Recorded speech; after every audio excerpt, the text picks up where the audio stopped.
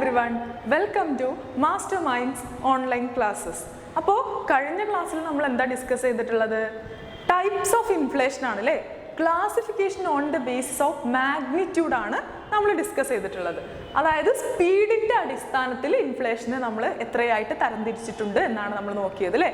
ഏതൊക്കെയാണ് നമ്മൾ പഠിച്ചത്?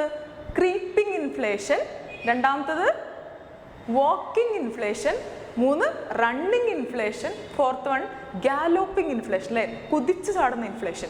അപ്പോൾ സ്പീഡിൻ്റെ അടിസ്ഥാനത്തിൽ ഒരു ടൈപ്പ് ഓഫ് ഇൻഫ്ലേഷൻ കൂടെ നമുക്ക് പഠിക്കാനുണ്ട്. അതിലേക്കാണ് നമ്മൾ പോകാൻ പോകുന്നത്.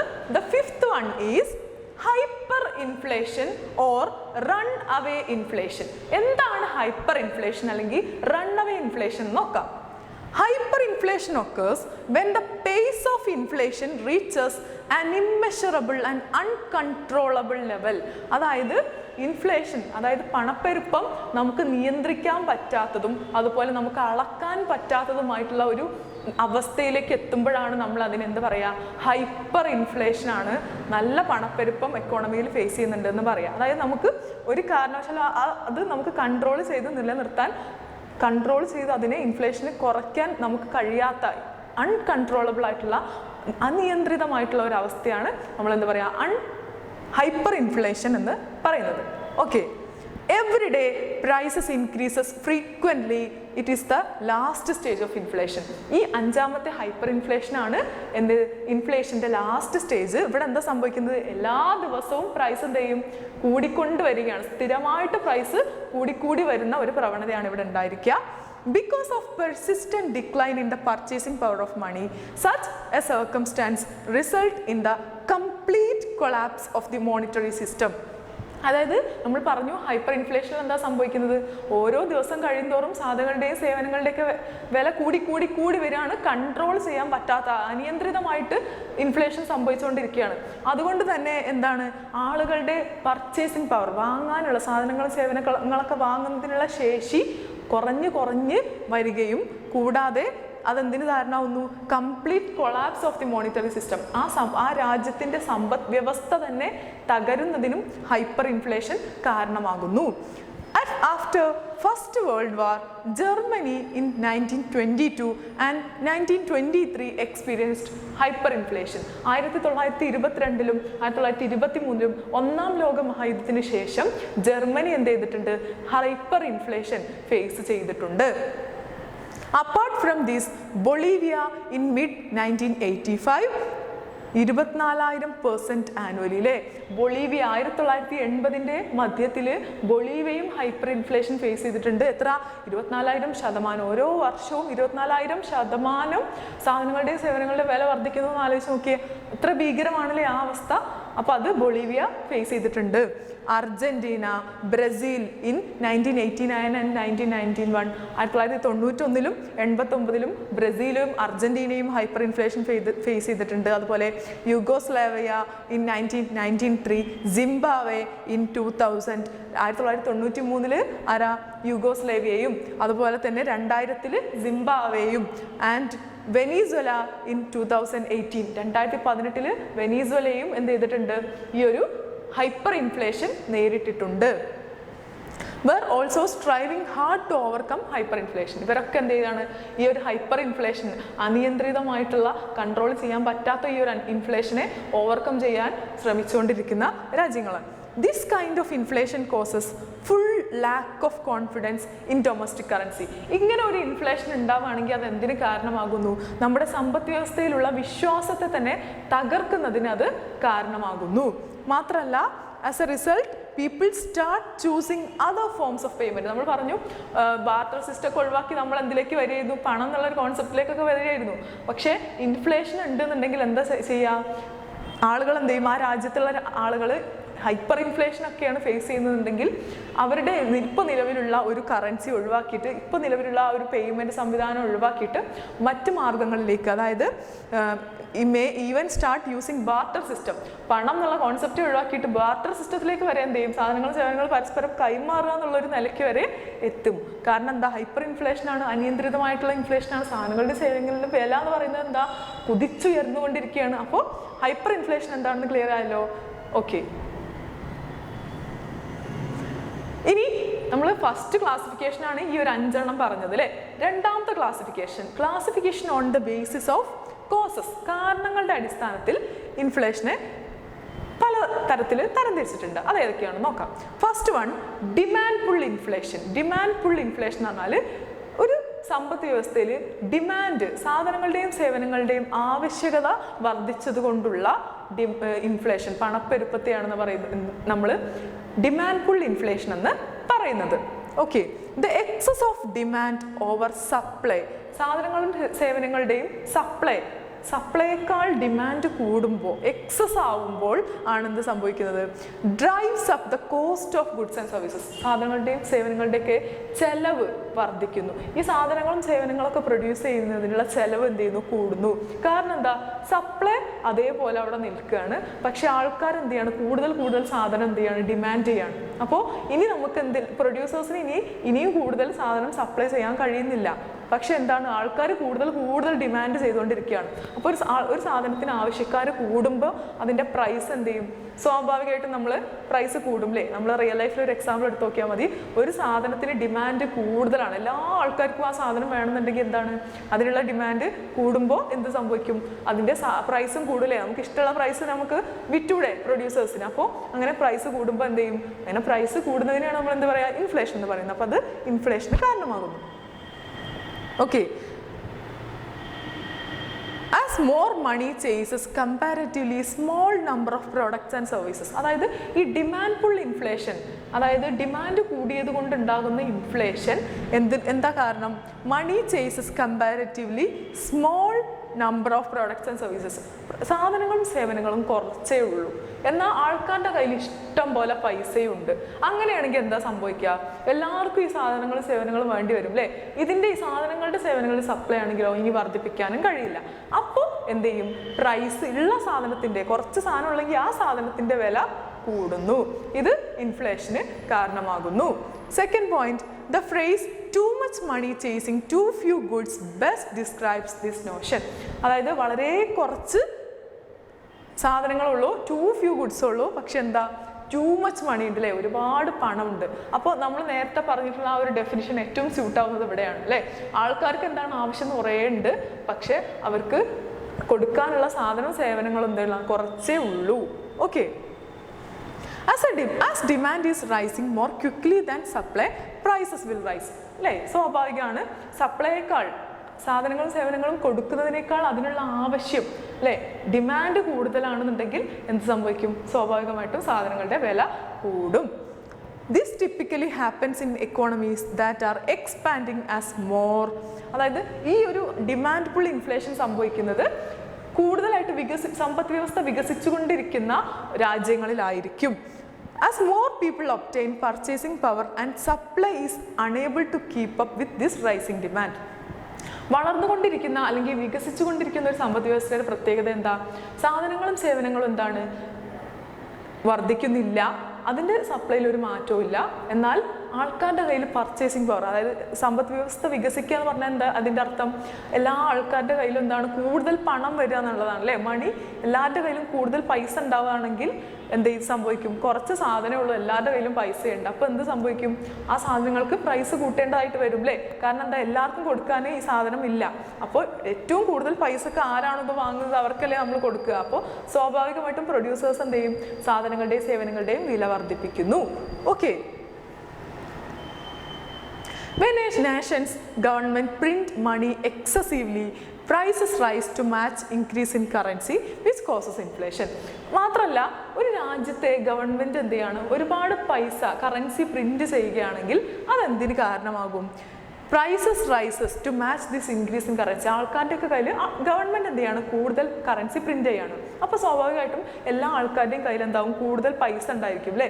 അപ്പോൾ ഈ കൂടുതൽ പൈസ ഉള്ളത് കൊണ്ട് ഇതിനെ മാച്ച് ചെയ്യാൻ വേണ്ടിയിട്ട് പ്രൊഡ്യൂസേഴ്സ്, ഉൽപ്പാദിപ്പിക്കുന്ന ആൾക്കാർ എന്ത് ചെയ്യും, സാധനങ്ങളുടെയും സേവനങ്ങളുടെയൊക്കെ വില എന്ത് ചെയ്യും, വർദ്ധിപ്പിക്കുന്നു. Demand pull inflation is the term used to describe the inflation that result from more money spending. അതായത് ഡിമാൻഡ് പുൾ ഇൻഫ്ലേഷൻ എന്ന് പറയുന്നത് ആൾക്കാർ കൂടുതൽ പൈസ ചെലവാക്കുന്നത് കൊണ്ട്, കൂടുതൽ മണി സ്പെൻഡ് ചെയ്യുന്നത് കൊണ്ടുള്ള ഇൻഫ്ലേഷനാണ്. അതായത് ആൾക്കാരുടെ ആവശ്യം കൂടുതലായതുകൊണ്ട് ഉള്ള ഇൻഫ്ലേഷനാണ് ഇവിടെ അല്ലേ. പിന്നെ in other words prices increase when demand for an item or service exceeds production capacity. എല്ലാ സമ്പദ് വ്യവസ്ഥക്കും എന്തുണ്ട്? ഒരു പ്രൊഡക്ഷൻ കപ്പാസിറ്റി ഉണ്ട് അല്ലേ? ഒരു ലിമിറ്റ് ഉണ്ടാവും. ഇതിനേക്കാൾ കൂടുതൽ ഇനി പ്രൊഡ്യൂസ് ചെയ്യാൻ പറ്റില്ല, ഇതിനേക്കാൾ കൂടുതൽ ഇനി ഉൽപ്പാദിപ്പിക്കാൻ പറ്റില്ല എന്നുള്ളൊരു അവസ്ഥ ഉണ്ടായിരിക്കും. എന്നാൽ അത്തരം ഒരു അവസ്ഥയിലും ആൾക്കാരുടെ ഡിമാൻഡ് കൂടുതലാണ്. കാരണം എന്താ? എല്ലാവരുടെ കയ്യിലും കുറേ പൈസ ഉണ്ട്, ഗവൺമെൻറ് കുറേ കറൻസി പ്രിന്റ് ചെയ്തിട്ടുണ്ട്. അപ്പോൾ എല്ലാവരുടെയും കയ്യിൽ കൂടുതൽ പൈസ എത്തുന്നു. അങ്ങനെ എല്ലാവർക്കും കൂടുതൽ സാധനങ്ങളും സേവനങ്ങളും വേണം. അപ്പോൾ ഡിമാൻഡ് ഇങ്ങനെ കൂടി വരുന്നു. എന്നാൽ സപ്ലൈക്ക് എന്താണ്? ഇനി കൂടാനായിട്ട് പറ്റൂല. പ്രൊഡക്ഷൻ കപ്പാസിറ്റിയുടെ അതിൻ്റെ ലിമിറ്റ് എത്തിയാണ്, ഇനി കൂടാനും പറ്റൂല. അപ്പോൾ എന്ത് സംഭവിക്കും? ഉള്ള സാധനങ്ങൾക്ക് വില കൂടുന്നു. അതാണ് ഡിമാൻഡ് പുൾ ഇൻഫ്ലേഷൻ എന്ന് പറയുന്നത്. For example, more money in the hands of the general public due to increase in government spending lead to an increase in the demand and consequently higher pricing. ഒരു example ആണ്, ആളുകളുടെ കയ്യിൽ എന്താണ്? കുറേ പണം വന്നു. എന്ത് കാരണത്താൽ? ഗവൺമെൻറ്റിൻ്റെ സ്പെൻഡിങ് കൂടിയില്ലേ? ഗവൺമെൻറ് എന്ത് ചെയ്യണം? ആളുകൾക്ക് വേണ്ടി കൂടുതൽ പൈസ ചിലവാക്കി. അതായത് ആളുകൾക്കൊക്കെ പെൻഷനും സബ്സിഡിയും ഒക്കെ കൊടുത്തിട്ട് ആൾക്കാർക്കൊക്കെ കൂടുതൽ പൈസ അങ്ങനെ കൊടുത്തു ഗവൺമെൻറ്. അപ്പോൾ ഗവൺമെൻറ്റിൻ്റെ സ്പെൻഡിങ്, ഗവൺമെൻറ് ചിലവാക്കുന്നത് കൂടി. അപ്പോൾ എല്ലാ ആളുകളുടെ കയ്യിലും കൂടുതൽ ക്യാഷ് എത്തി. അപ്പോൾ ഇങ്ങനെ ക്യാഷ് ആളുകളുടെ കയ്യിൽ കൂടുതൽ എത്തുമ്പോൾ എന്താണ്? സാധനങ്ങളും സേവനങ്ങളുടെയും സപ്ലൈ എന്ത് ചെയ്തിട്ടില്ല? കൂടിയിട്ടുമില്ല. അപ്പോൾ എന്ത് ചെയ്യും? സാധനങ്ങൾക്ക് പ്രൈസ് കൂടി. Population growth, money hoarding and fluctuating patterns of consumption are some other factors for this kind of inflation. അതായത് നമ്മുടെ പോപ്പുലേഷൻ കൂടി, നമ്മുടെ രാജ്യത്തുള്ള സമ്പദ് വ്യവസ്ഥ കൂടി, നമ്മുടെ രാജ്യത്തുള്ള പോപ്പുലേഷൻ അതായത് നമ്മുടെ ജനസംഖ്യ വർദ്ധിച്ചു. രണ്ടാമത്തതാണ് മണി ഹോർഡിങ്. മണി ഹോർഡിങ് പറഞ്ഞാൽ എന്താ? നമ്മുടെ പണം പൂഴ്ത്തിവെപ്പ് എന്നൊക്കെ പറയില്ലേ? മണി ഹോർഡ് ചെയ്യുക. ആൾക്കാരൊക്കെ കയ്യിൽ പൈസ ഉണ്ട്, പക്ഷെ അവർ ചിലവാക്കുന്നില്ല. മണി ഹോർഡ് ചെയ്യുക. അത് പിന്നെ അതുപോലെ fluctuations in the patterns of consumption. ആൾക്കാർ എന്ത് ചെയ്യുക? ചില സമയത്ത് കൂടുതൽ സാധനങ്ങൾ വാങ്ങുക, ചില സമയത്ത് വാങ്ങാതിരിക്കുക. അങ്ങനെ ഇതിലുള്ള ഈ കൺസംഷൻസിലുള്ള വാങ്ങുന്നതിലുള്ള വ്യതിയാനം, ഇതൊക്കെ എന്തിന് കാരണമാകുന്നുണ്ട്? ഈ ഒരു ഡിമാൻഡ് പുൾ ഇൻഫ്ലേഷന് കാരണമാകുന്നുണ്ട്. അപ്പോൾ സിംപ്ലി ഡിമാൻഡ് പുൾ ഇൻഫ്ലേഷൻ നമുക്ക് മനസ്സിലാക്കാവുന്നത്രേ ഉള്ളൂ. അതായത് സാധനങ്ങളുടെയും സേവനങ്ങളുടെയും ഡിമാൻഡ് വർദ്ധിക്കുകയും എന്നാൽ സപ്ലൈ വർദ്ധിക്കാതിരിക്കുകയും ചെയ്യുമ്പോൾ എന്ത് സംഭവിക്കുന്നു? വില വർദ്ധിക്കുന്നു. അത് ഇൻഫ്ലേഷന് കാരണമാകുന്നു. ഓക്കെ, നിങ്ങൾക്ക് ഗ്രാഫൊന്നും അത്ര ഡീറ്റെയിൽ ആയിട്ട് പോകാനില്ല, എന്നിരുന്നാലും നമുക്ക് പെട്ടെന്ന് മനസ്സിലാക്കാൻ എപ്പോഴും ഗ്രാഫ് ഉപകാരപ്പെടും. അതുകൊണ്ട് നമുക്ക് ഗ്രാഫ് ഒന്ന് ജസ്റ്റ് പരിചയപ്പെടാം. സിമ്പിൾ സാധനമാണ്. ഈ പോസിറ്റീവ്ലി സ്ലോപ്പ്, ഈ പോസിറ്റീവ് ലൈനാണ് എന്ത്? Short run average supply curve, SRAS. AD എന്ന് പറഞ്ഞാൽ അഗ്രിഗേറ്റ് ഡിമാൻഡും ഇത് അഗ്രിഗേറ്റ് സപ്ലൈയും ആയിരിക്കും. ഷോർട്ട് റണ്ണിൽ സപ്ലൈയും ഡിമാൻഡും ആണ്. നമ്മൾ +2 എക്കണോമിക്സിലൊക്കെ പഠിച്ചതാണ് എന്ത്? ഡിമാൻഡും സപ്ലൈയും കൂട്ടിമുട്ടുന്നിടത്തായിരിക്കും എന്ത്? പ്രൈസ് എത്ര, ക്വാണ്ടിറ്റി എത്ര എന്നൊക്കെ തീരുമാനിക്കുക അല്ലേ? അപ്പോൾ ഇവിടെ നോക്കുക, ഇവിടെ ഫസ്റ്റ് AD1 ആണ് ഡിമാൻഡ്, സപ്ലൈ എന്താണ്? SRAS ആണ്. അപ്പോൾ ഈ SRASഉം AD1ഉം കൂട്ടിമുട്ടുന്ന പോയിന്റ് ഇവിടെയാണല്ലോ. അപ്പോൾ അവിടെ നിന്ന് താഴോട്ട് വരച്ചാൽ നമുക്ക് എന്ത് കിട്ടും? GDP. ഇവിടെ നമ്മൾ GDPയും അതുപോലെ പ്രൈസ് ലെവലുമാണ് അളക്കുന്നത്. X ആക്സിസിൽ എന്താണ്? GDP ആണ്, Y ആക്സിസിൽ എന്താണ്? പ്രൈസ് ലെവലുമാണ് അല്ലേ? X ആക്സിസിൽ GDP, Y ആക്സിസിൽ പ്രൈസ് ലെവലുമാണ്. അപ്പോൾ ഇവിടുന്ന് നമ്മൾ ഈ ഡിമാൻഡും സപ്ലൈയും ഈക്വൽ ആവുന്ന പോയിന്റിൽ നിന്ന് താഴോട്ട് വരച്ചപ്പോൾ നമുക്ക് എന്ത് കിട്ടി? GDP. നമ്മുടെ ഇൻകം, രാജ്യത്തിൻ്റെ വരുമാനം എത്രയേ? Y1 ആണ്. മാത്രമല്ല പ്രൈസ് എത്രയേ? P1. ജനറൽ പ്രൈസ് ലെവൽ, സാധനങ്ങളുടെ സേവനങ്ങളുടെയൊക്കെ വില എത്രയാണ്? P1 ആണ്. എന്നാൽ നമ്മൾ പറഞ്ഞ പോലെ ഡിമാൻഡ് പുൾ ചെയ്ത് പറഞ്ഞാൽ എന്താ? ഗവൺമെൻറ് കൂടുതൽ കറൻസി പ്രിന്റ് ചെയ്തിട്ടോ അല്ലെങ്കിൽ കൂടുതൽ ഗവൺമെൻറ് സ്പെൻഡ് ചെയ്തിട്ടോ കൂടുതൽ ആൾക്കാർക്ക് പെൻഷൻ സബ്സിഡി പോലുള്ള സാധനങ്ങളൊക്കെ കൊടുത്തിട്ടോ അങ്ങനെയൊക്കെ ചെയ്തുകൊണ്ട് എന്ത് സംഭവിച്ചു?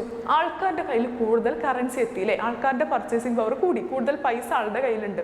അപ്പോൾ അവർ കൂടുതൽ ക്യാഷ് നമ്മുടെയൊക്കെ കയ്യിൽ വരുമ്പോൾ എന്താണ്? നമുക്ക് കൂടുതൽ സാധനങ്ങളും സേവനങ്ങളൊക്കെ വാങ്ങണം എന്ന് ആഗ്രഹം തോന്നും അല്ലേ?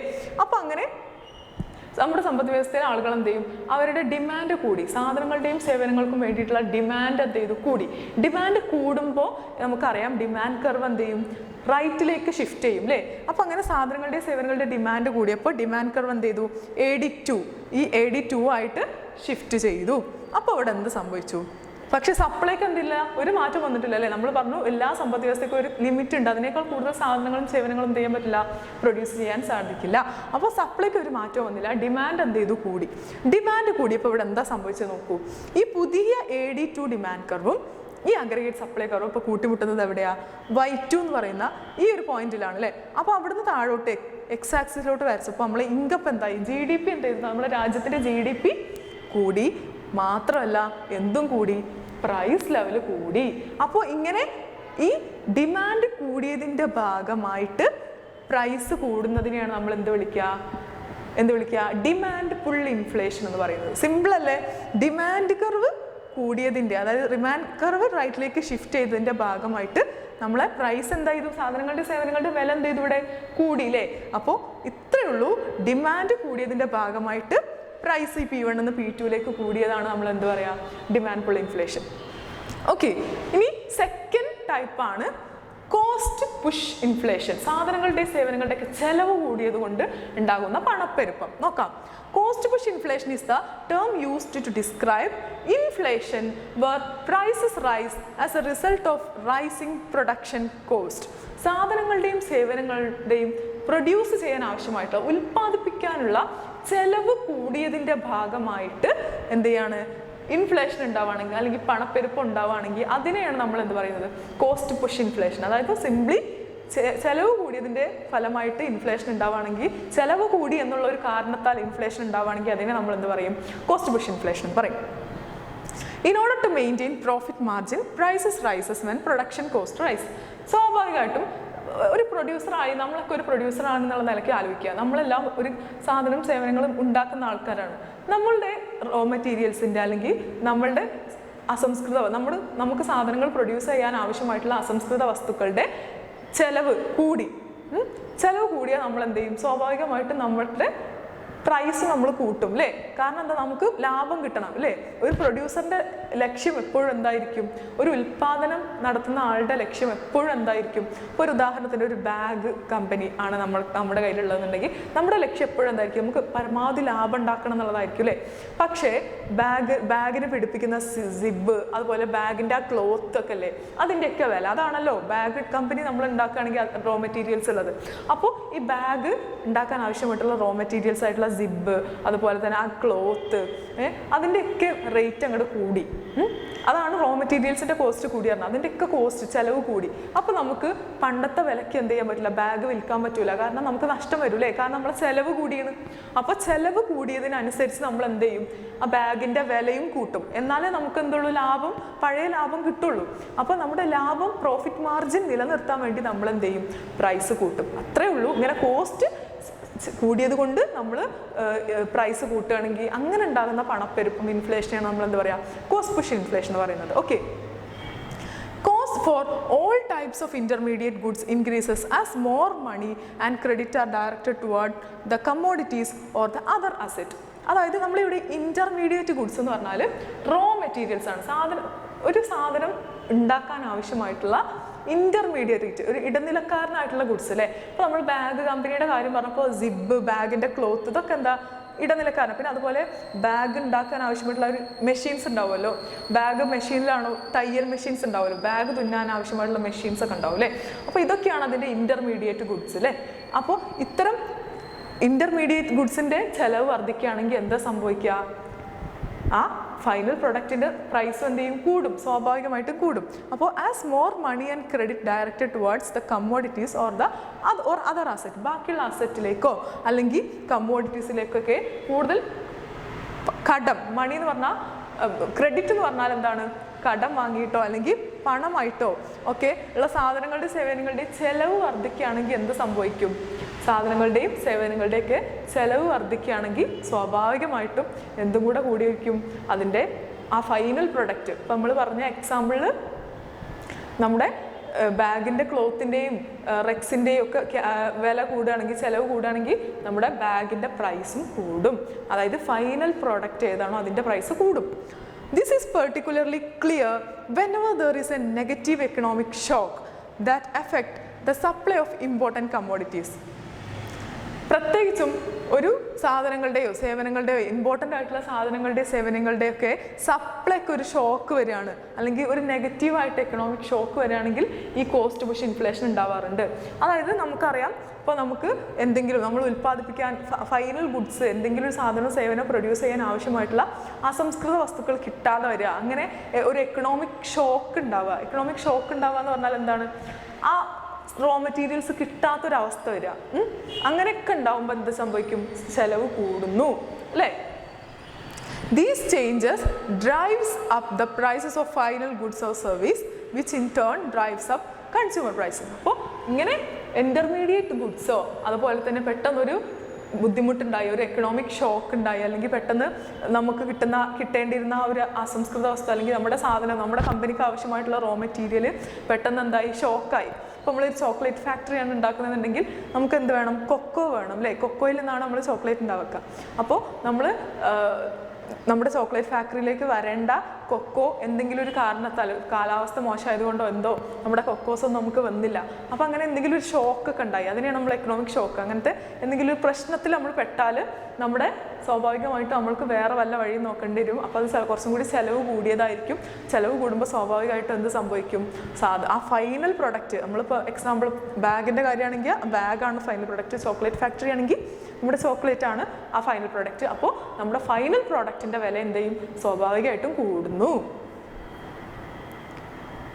നോക്കൂ, നമ്മൾ നേരത്തെ പറഞ്ഞ പോലെ ഞാൻ വീണ്ടും പറയുകയാണ്, നിങ്ങൾക്ക് ഗ്രാഫൊന്നും അത്ര ഡീറ്റെയിൽ ആയിട്ടില്ല, എന്നിരുന്നാലും നമുക്ക് പെട്ടെന്ന് മനസ്സിലാക്കാൻ വേണ്ടിയിട്ടാണ് ഗ്രാഫ് കൊടുത്തത്. ഇവിടെ എന്താണ് സംഭവിക്കുന്നത് നോക്കൂ. ഡിമാൻഡ് കർവ് അതുപോലെ തന്നെ ഉണ്ട് അല്ലേ? Short run aggregate supply curve. First case ആണെങ്കിൽ ആദ്യത്തെ സപ്ലൈ കർവാണ് ഈ SRAS 1. അപ്പോൾ നമ്മുടെ ഡിമാൻഡ് കർവും സപ്ലൈ കർവും ഈക്വൽ ആവുന്ന പോയിന്റിലാണ് നമ്മൾ നമ്മുടെ നാഷണൽ ഇൻകം പ്രൈസ് ലെവലും തീരുമാനിക്കുന്നത് അല്ലേ? അപ്പോൾ ഇവിടെ നോക്കൂ, നമ്മുടെ ഡിമാൻഡ് കർവും സപ്ലൈ കർവും ഈ ഒരു പോയിന്റിൽ എന്താണ്? ഈക്വലായി. അവിടെ നിന്ന് നമ്മൾ എക്സ് ആക്സിസിലോട്ട് വരച്ചപ്പോൾ എന്ത് കിട്ടി? നമുക്ക് Y1 ആണ് നമ്മുടെ നാഷണൽ ഇൻകം, നമ്മുടെ രാജ്യത്തിൻ്റെ ദേശീയ വരുമാനം. ഇപ്പോൾ Y1 ആണ്. പ്രൈസ് ലെവൽ എത്ര? P1 ആണ്. സപ്പോസ് സാധനങ്ങളുടെ സേവനങ്ങളുടെ ഒക്കെ വില അങ്ങോട്ട് കൂടി, കോസ്റ്റ് കൂടി. നമ്മൾ ബാഗ് ഫാക്ടറിയുടെ നമുക്ക് റോ മെറ്റീരിയൽസ് അല്ലേ, ഈ സിബിൻ്റെയും അതുപോലെ റെക്സിൻ ക്ലോത്തിൻ്റെ ഒക്കെ വില അങ്ങോട്ട് കൂടി, കോസ്റ്റ് കൂടി. അപ്പോൾ കോസ്റ്റ് കൂടിയപ്പോൾ അതിൻ്റെ സപ്ലൈ എന്ത് ചെയ്തു? പ്രൊഡ്യൂസർക്ക് പണ്ടത്തെ പോലെ എന്ത് ചെയ്യാൻ പറ്റില്ല, അത്രയും എമൗണ്ട് സപ്ലൈ ചെയ്യാൻ പറ്റിയില്ല. പണ്ട് ഇപ്പോൾ ഒരു 100 ബാഗ് ഒരു കടയിൽ കൊടുക്കുകയാണെങ്കിൽ ഇപ്പോൾ അയാൾക്ക് ഒരു 50 ബാഗേ ഒരു കടയിൽ കൊടുക്കാൻ പറ്റുന്നുള്ളൂ. ചിലവ് കൂടിയിട്ടേ അയാൾക്ക് അത്രയും പ്രൊഡ്യൂസ് ചെയ്യാനേ പറ്റുന്നുള്ളൂ. അപ്പോൾ സപ്ലൈ ചെയ്യുന്ന സാധനത്തിൻ്റെ അളവ് എന്ത് ചെയ്തു? കുറഞ്ഞു. അപ്പോൾ അത് സപ്ലൈ കർവ് എന്ത് ചെയ്യും? ലെഫ്റ്റിലേക്ക് ഷിഫ്റ്റ് ചെയ്യും അല്ലേ? കുറഞ്ഞ ലെഫ്റ്റിലേക്കും കൂടിയ റൈറ്റിലേക്കുമാണ് അല്ലേ? അപ്പോൾ സപ്ലൈ കുറഞ്ഞത് കൊണ്ട് എന്ത് ചെയ്തു? ലെഫ്റ്റിലേക്ക് സപ്ലൈ കർവ് ഷിഫ്റ്റ് ചെയ്തു. അപ്പോൾ ഇങ്ങനെയാണ് കോസ്റ്റ് പുഷ് ഇൻഫ്ലേഷൻ ഉണ്ടാകുന്ന സമയത്ത് സംഭവിക്കുന്നത്. സിംപ്ലി സാധനങ്ങളുടെ ചെലവ് കൂടുമ്പോൾ നമ്മളെ സപ്ലൈ കർവ് എന്ത് ചെയ്യും? ലെഫ്റ്റിലേക്ക് ഷിഫ്റ്റ് ചെയ്യും. പുതിയ ഇക്വിലിബ്രിയം വന്നു അല്ലേ? ഡിമാൻഡ് അതേപോലെ ഉണ്ട്. Short run aggregate supply curve 2. ഇവിടെ ഇക്വിലിബ്രിയം പോയിന്റ് ഇവിടെയാണ്. ഇവിടെ നിന്ന് നമ്മൾ എന്ത് ചെയ്തു? നമ്മുടെ എക്സ് ആക്സിസിലോട്ട് വരച്ചു. നമ്മുടെ നാഷണൽ ഇൻകം എന്ത് ചെയ്തു?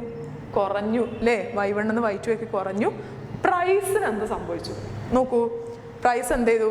P1 നിന്ന് P2 ആയിട്ട് ഉയർന്നു അല്ലേ? പ്രൈസ് ലെവൽ കൂടി. അപ്പോൾ കോസ്റ്റ് കൂടിയത് കൊണ്ട് അഗ്രിഗേറ്റ് സപ്ലൈ കർവ് ബാക്കിലോട്ട് ഷിഫ്റ്റ് ചെയ്യുകയും പ്രൈസ് ലെവൽ കൂടുകയും ചെയ്തു. ഇതിനെയാണ് നമ്മൾ എന്താ പറയുന്നത്? Cost push inflation. കോസ്റ്റ് കൂടിയത് കൊണ്ട് നമ്മുടെ പ്രൈസ് കൂടിയതിനെയാണ് നമ്മൾ എന്താ പറയുന്നത്? കോസ്റ്റ് പുഷ് ഇൻഫ്ലേഷൻ എന്ന് പറയുന്നത്. ക്ലിയർ അല്ലേ? ഈ കോസ്റ്റ് പുഷ് ഇൻഫ്ലേഷൻ 2 കാരണങ്ങൾ കൊണ്ടാണ് ഉണ്ടാവുന്നത്. ഏതൊക്കെയാണ്? First one, wage push inflation. Wage പറഞ്ഞാൽ എന്താ? കൂലിയാണ് അല്ലേ? അപ്പോൾ നമ്മുടെ ബാഗ് ഫാക്ടറി തന്നെ നമ്മൾക്ക് എക്സാമ്പിൾ ആയിട്ട് എടുക്കാം. ഈ ബാഗൊക്കെ ഉണ്ടാക്കുന്ന ആൾക്കാരുണ്ടാവും. ആ ഫാക്ടറിയിൽ ഒരുപാട് തൊഴിലാളികൾ ഉണ്ടായിരിക്കും അല്ലേ? ഈ തൊഴിലാളികൾ പറയാണ്, ഞങ്ങൾക്ക് ഇപ്പോൾ ഉള്ള ഒരു വേജ് അല്ലെങ്കിൽ ഇപ്പോൾ ഉള്ള കൂലി പോരാ, ഞങ്ങൾക്ക് പൈസ കൂട്ടിത്തരണം, അല്ലെങ്കിൽ ഞങ്ങൾക്ക് ശമ്പളം സാലറി കൂട്ടിത്തരണം എന്ന് പറയാണ്. അപ്പോൾ സ്വാഭാവികമായിട്ടും ഈ ബാഗ് കമ്പനിയുടെ ഓണർ എല്ലാ തൊഴിലാളികൾക്കും എന്ത് ചെയ്യണം? സാലറി കൂട്ടി കൊടുക്കണം. അപ്പോൾ ഇവരുടെയൊക്കെ സാലറി കൂട്ടി കൊടുത്താൽ അയാളുടെ ചെലവ് എന്ത് ചെയ്തു, കോസ്റ്റ് എന്താ ചെയ്തു, കൂടി അല്ലേ. ഫൈനൽ പ്രൊഡക്റ്റ് ഉണ്ടാക്കാനുള്ള അയാളുടെ ചെലവ് കൂടി. അപ്പോൾ സ്വാഭാവികമായിട്ടും അയാൾ എന്ത് ചെയ്യും, ബാഗിൻ്റെ പ്രൈസ് കൂട്ടും. അങ്ങനെ എല്ലാ ബാഗ് എന്ന് പറയുന്നത് ഒരു എക്സാമ്പിളാണ്. നമ്മൾ റിയൽ ലൈഫിൽ നമുക്ക് പെട്ടെന്ന് പിടികിട്ടാൻ വേണ്ടിയിട്ടാണ്. അപ്പോൾ റിയൽ ലൈഫിൽ ഇതേപോലെ എന്ത് സംഭവിക്കും, കോസ്റ്റ് കൂടിയായി, അതായത് തൊഴിലാളികൾ കൂടുതൽ കൂലി ആവശ്യപ്പെടുകയാണെങ്കിൽ ആ ചെലവും കൂടി ആരെന്തിലും ഉൾപ്പെടുത്തും, പ്രൈസ് കൂട്ടിക്കൊണ്ട് ആ ഓണർ അതിനോട് പ്രതികരിക്കും. അപ്പോൾ അത് ഇൻഫ്ലേഷന് കാരണമാകുന്നു. ഓക്കെ, വേജ് പുഷ് ഇൻഫ്ലേഷൻ നോക്കൂ. When production cost rise and prices rise as a result of wage increase, this is referred as wage push inflation. സാധനങ്ങളുടെ സേവനങ്ങളുടെയൊക്കെ ഉൽപ്പാദന ചെലവ്, പ്രൊഡക്ഷൻ കോസ്റ്റ് കൂടുകയും അതുപോലെ തന്നെ അതെന്തിൻ്റെ റിസൾട്ടായിട്ട്, അതായത് തൊഴിലാളികളുടെ വേജ്, തൊഴിലാളികളുടെ ശമ്പളം വർദ്ധിച്ചതിൻ്റെ കാരണത്താൽ പ്രൊഡക്ഷൻ കോസ്റ്റ് കൂടുന്നതിനെയാണ് നമ്മൾ എന്ത് പറയുന്നത്, വേജ് പുഷ് ഇൻഫ്ലേഷൻ എന്ന് പറയുന്നത്. രണ്ടാമത്താണ് പ്രോഫിറ്റ് പുഷ് ഇൻഫ്ലേഷൻ. നമ്മൾ perfect competition market, imperfect competition market ഒക്കെ +2 എന്ന് പഠിച്ചതാണ് അല്ലേ. അപ്പോൾ ഒരു മാർക്കറ്റിൽ പ്രൊഡ്യൂസറുടെ ലക്ഷ്യം എപ്പോഴും എന്തായിരിക്കും, ഏതൊരു മാർക്കറ്റ് ആയിക്കോട്ടെ പ്രൊഡ്യൂസറിൻ്റെ ലക്ഷ്യം എപ്പോഴും എന്തായിരിക്കും, പ്രോഫിറ്റ് കൂട്ടണം, മാക്സിമം പ്രോഫിറ്റ് ഉണ്ടാവണം എന്നുള്ളതായിരിക്കും അല്ലേ. അപ്പോൾ ഇവിടെയും അതുപോലെ തന്നെ ലാഭം ഇരട്ടിപ്പിക്കാനും അതുപോലെ ലാഭം കൂട്ടുന്നതിനും വേണ്ടിയിട്ട് ഈ പ്രൊഡ്യൂസേഴ്സ് ഉണ്ടല്ലോ, കമ്പനിയുടെ ഓണേഴ്സ് സാധനങ്ങളുടെ വില കൂട്ടുന്നതിനെയാണ് നമ്മൾ എന്ത് പറയുന്നത്, പ്രോഫിറ്റ് പുഷ് ഇൻഫ്ലേഷൻ. അതായത് പ്രോഫിറ്റ്, ലാഭം കൂട്ടുന്നതിന് വേണ്ടി സാധനങ്ങളുടെ വില കൂട്ടുന്നതിനെയാണ് നമ്മൾ എന്ത് പറയുന്നത്, പ്രോഫിറ്റ് പുഷ് ഇൻഫ്ലേഷൻ എന്ന് പറയുന്നത്. ഇത് സ്വാഭാവികമായിട്ടും ഇംപെർഫെക്റ്റ് കോമ്പറ്റീഷൻ, പെർഫെക്റ്റ് കോമ്പറ്റീഷൻ അല്ലാത്ത മാർക്കറ്റിലാണ് ഉണ്ടാവുക. കാരണം എന്താ, പെർഫെക്റ്റ് കോമ്പറ്റീഷൻ മാർക്കറ്റിൽ നമ്മൾ പഠിച്ചിട്ടുണ്ട് large number of buyers and sellers ഉണ്ടാവും അല്ലേ. ഒരുപാട് ബയേഴ്സ് ഉണ്ടാവും, ഒരുപാട് സെല്ലേഴ്സ് ഉണ്ടാവും. അതുകൊണ്ട് തന്നെ ഒരുപാട് ബയേഴ്സ് ഒരുപാട് സെല്ലേഴ്സ് ഉള്ളതുകൊണ്ട് തന്നെ ഒരാൾ പ്രോഫിറ്റ് കൂട്ടാൻ വേണ്ടി പ്രൈസ് കൂട്ടിയാൽ നമ്മൾ എന്ത് ചെയ്യും, വില കുറഞ്ഞ അടുത്ത ആളടുത്ത് പോയി വാങ്ങും അല്ലേ. അപ്പോൾ ബാക്കിയുള്ള മാർക്കറ്റ് ഉണ്ടല്ലോ, മോണോപ്പൊളിസ്റ്റിക് കോമ്പറ്റീഷൻ, ഒളിഗോപ്പൊളി, ഇതിലൊക്കെയാണ് ഈ ഒരു പ്രോഫിറ്റ് പുഷ് ഇൻഫ്ലേഷൻ ഉണ്ടാവുക. പെർഫെക്റ്റ് കോമ്പറ്റീഷനിൽ കുറവായിരിക്കും. അതാണ് ഇവിടെ പറയുന്നത്. നോക്കൂ, profit push inflation, prices can rise when markets are not perfectly competitive. Perfectly competitive അല്ലാത്ത മാർക്കറ്റിലാണ് എന്ത് സംഭവിക്കുക, ഈ പ്രോഫിറ്റ് പുഷ് ഇൻഫ്ലേഷൻ ഉണ്ടാവുക. Allowing producers to increase their profit. Producers എന്ത് ചെയ്യുന്നു, ഇവിടെ അവരുടെ പ്രോഫിറ്റ്, അവരുടെ ലാഭം കൂട്ടാൻ വേണ്ടിയിട്ട് സേവനങ്ങളുടെ വില കൂട്ടുന്നു. When cost push inflation occurs in the case of essential commodities, it can lead to hyperinflation and is therefore difficult to control. ശ്രദ്ധിക്കൂ, നമ്മൾ ഇവിടെ പറഞ്ഞു, നമ്മൾ സാധനങ്ങളുടെ സേവനങ്ങളുടെയൊക്കെ ചെലവ് കൂടുമ്പോഴാണ് കോസ്റ്റ് പുഷ് ഇൻഫ്ലേഷൻ ഉണ്ടാവുന്നത് അല്ലേ, പ്രൈസ് കൂട്ടുന്നത്. എന്നാൽ ഇത് നെസസറി ആയിട്ടുള്ള, വളരെ അത്യാവശ്യമായിട്ടുള്ള ഒരു കമ്മോഡിറ്റി ആണെങ്കിൽ അത് എന്തിന് കാരണമാകുന്നു, ഹൈപ്പർ ഇൻഫ്ലേഷനും അതുപോലെ തന്നെ സമ്പദ് വ്യവസ്ഥയെ ദോഷകരമായിട്ട് ബാധിക്കുന്നതിനും കാരണമാകുന്നു. അതായത് നമ്മുടെ ഇപ്പോൾ അരി, ഗോതമ്പ്, പച്ചക്കറികൾ, അങ്ങനെ നമുക്ക് ഡെയിലി കിട്ടേണ്ട അത്യാവശ്യ കാര്യങ്ങളൊക്കെയാണ് ഇങ്ങനെ വില കൂടുന്നതെന്നുണ്ടെങ്കിൽ അത് എന്തിന് കാരണമാകും, നമ്മളെ അഡ്വേഴ്സ് ആയിട്ട് അഫക്റ്റ് ചെയ്യും അല്ലേ. സാധാരണക്കാരെയും മിഡിൽ ക്ലാസ്സിനെയും എല്ലാവരെയും എന്ത് ചെയ്യുന്നു, ദോഷകരമായിട്ട് ബാധിക്കുന്നു. അപ്പോൾ കോസ്റ്റ് പുഷ് ഇൻഫ്ലേഷൻ എന്താ, സാധനങ്ങളുടെയും സേവനങ്ങളുടെയും ചെലവ് കൂടുന്നതിൻ്റെ ഭാഗമായിട്ട് പ്രൈസ് കൂടുന്നതിനെയാണ് നമ്മൾ എന്ത് പറയുന്നത്, കോസ്റ്റ് പുഷ് ഇൻഫ്ലേഷൻ എന്ന് പറയുന്നത്. അത് 2 കാരണം കൊണ്ടാണ് ഉണ്ടാവുന്നത്. വേജ്, തൊഴിലാളികൾ കൂടുതൽ ശമ്പളം കൂട്ടി ചോദിക്കുന്നത് കൊണ്ടുള്ള ഇൻഫ്ലേഷൻ. പ്രോഫിറ്റ് പുഷ് ഇൻഫ്ലേഷൻ അല്ലേ, പ്രൊഡ്യൂസേഴ്സ് കൂടുതൽ ലാഭം ഉണ്ടാക്കാൻ വേണ്ടി പ്രൈസ് കൂട്ടുമ്പോഴുണ്ടാവുന്ന ഇൻഫ്ലേഷൻ. ഓക്കെ, അപ്പോൾ ഇനി നമുക്ക് 3rd ടൈപ്പ് ഓഫ് ഇൻഫ്ലേഷൻ ഏതാണെന്ന് നോക്കാം. Moving to the next slide. Built in or hang over inflation. എന്താണ് ബിൽറ്റ് ഇൻ ഇൻഫ്ലേഷൻ, എന്താണ് ഹാങ് ഓവർ ഇൻഫ്ലേഷൻ നോക്കാം. It occurs when inflation is caused by a combination of demand pull and cost push inflation. നമ്മൾ നേരത്തെ പറഞ്ഞിട്ടുള്ള demand pull ഇൻഫ്ലേഷൻ്റെയും cost push ഇൻഫ്ലേഷൻ്റെയും ഒരു combination, രണ്ടിൻ്റെയും ഒരു മിക്സ്ചർ ആണ് എന്ത്, നമ്മുടെ built in or hang over inflation എന്ന് പറയുന്നത്. Built in inflation is linked to adaptive expectations. നമ്മുടെ ബിൽറ്റ് ഇൻ ഇൻഫ്ലേഷൻ എന്ന് പറയുന്നത് അഡോപ്റ്റീവ് എക്സ്പെക്റ്റേഷൻസുമായിട്ട് ബന്ധപ്പെട്ടതാണ്. എന്താണ് അഡോപ്റ്റീവ് എക്സ്പെക്റ്റേഷൻസ്? അതായത് മനുഷ്യന്മാരുടെ ഒരു പ്രത്യേകതയാണ്, നിലവിലുള്ള സാഹചര്യങ്ങളൊക്കെ വിലയിരുത്തിക്കൊണ്ട് ഭാവിയിൽ എന്ത് സംഭവിക്കാൻ സാധ്യതയുണ്ട് നമ്മളെല്ലാവരും കണക്ക് കൂട്ടും അല്ലേ. നിലവിൽ ഇങ്ങനെയൊക്കെ ആയതുകൊണ്ട് ഭാവിയിൽ ഇങ്ങനെയൊക്കെ ആവാൻ സാധ്യതയുണ്ട്, ഭാവിയിൽ ഇന്ന ഇതൊക്കെ സംഭവിക്കാൻ സാധ്യതയുണ്ട് എന്നൊക്കെ നമ്മൾ എന്ത് ചെയ്യും, പ്രവചിക്കാറുണ്ട് അല്ലേ, എക്സ്പെക്ട് ചെയ്യും, പ്രതീക്ഷിക്കാറുണ്ട്. അപ്പോൾ ഇതിനെയാണ് നമ്മൾ എന്ത് പറയുന്നത്, അഡോപ്റ്റീവ് എക്സ്പെക്റ്റേഷൻസ് പറയുന്നത്. അപ്പോൾ നമ്മൾ പറയുന്നത് ഹാങ് ഓവർ ഇൻഫ്ലേഷൻ ഉണ്ടാവാനുള്ള കാരണം എന്താ, ഈ അഡോപ്റ്റീവ് എക്സ്പെക്റ്റേഷൻസ് ആണ്. ആളുകൾക്ക് ഇങ്ങനെ ഒരു പ്രതീക്ഷയുണ്ട്, അതാണ് ഈ ഹാങ് ഓവർ ഇൻഫ്ലേഷൻ ഉണ്ടാവാനുള്ള കാരണം. നോക്കാം. or the belief that current inflation rate will continue in the future. ഇപ്പോൾ നിലവിലുള്ള ഇൻഫ്ലേഷൻ റേറ്റ് എന്താണ്, ഭാവിയിലും തുടർന്ന് പോകും എന്നുള്ള ആളുകളുടെ ഒരു വിശ്വാസം ആണ് ഈ ബിൽറ്റ് ഇൻ ഇൻഫ്ലേഷന് കാരണമാകുന്നത്. People may expect a similar rate of increase in the future as the price of goods and services rises. സാധനങ്ങളുടെയും സേവനങ്ങളുടെയൊക്കെ വില ഇങ്ങനെ കൂടി വരുമ്പോൾ ആൾക്കാർ വിശ്വസിക്കുക, ആൾക്കാരുടെ ഉള്ളിലൊരു പ്രതീക്ഷ ഉണ്ടാവാണ് ഭാവിയിലും ഇങ്ങനെ കൂടി വരാൻ തന്നെയാണ് സാധ്യത. നമ്മളിപ്പോൾ സ്വർണ്ണത്തിൻ്റെയൊക്കെ വില കൂടുമ്പോൾ കൂടാൻ സാധ്യതയുണ്ട്, കുറയാൻ സാധ്യത എന്നൊക്കെ പറയാറുണ്ട് അല്ലേ. അതേപോലെ തന്നെ ഇവിടെയും സാധനങ്ങളുടെയും സേവനങ്ങളുടെയൊക്കെ വില കൂടുമ്പോൾ ഭാവിയിൽ ഇതിലേറെ കൂടുട്ടോ എന്നൊക്കെ നമ്മൾ പറയില്ലേ, അതാണ്.